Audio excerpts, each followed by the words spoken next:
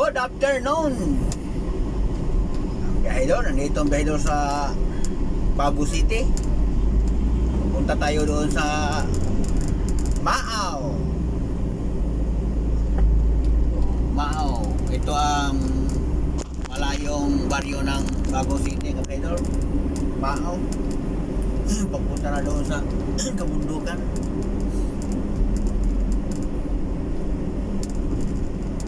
Ay, nako.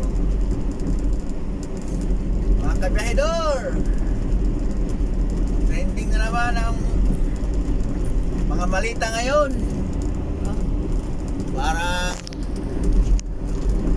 Para lang ma-inspect si Pipi Sara, mga kabiyahedor. Gumagalaw na mga malita, no?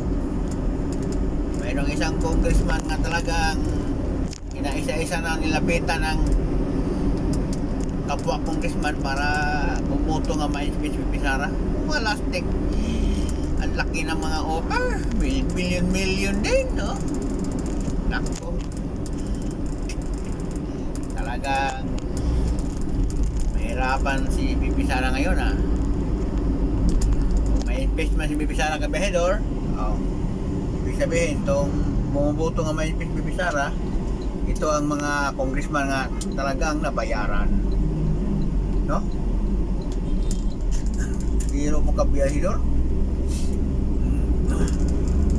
ilang millions ang ano nilabas nga pira ngayon, no? Yun ang sa balita, no? Panood natin habang kumain tayo kanina.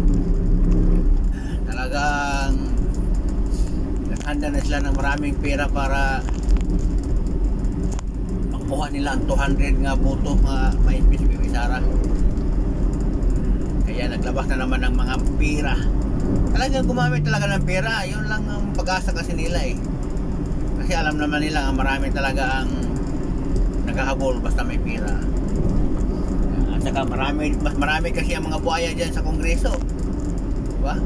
Talagang yari talaga. Wala tayong magawa. So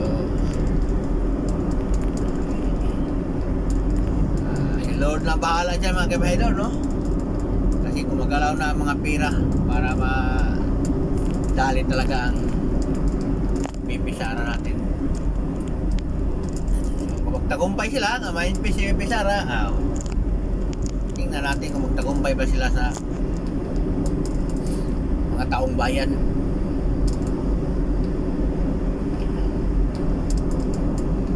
Darating din ang araw nga managot kayo, mga buhaya kayo.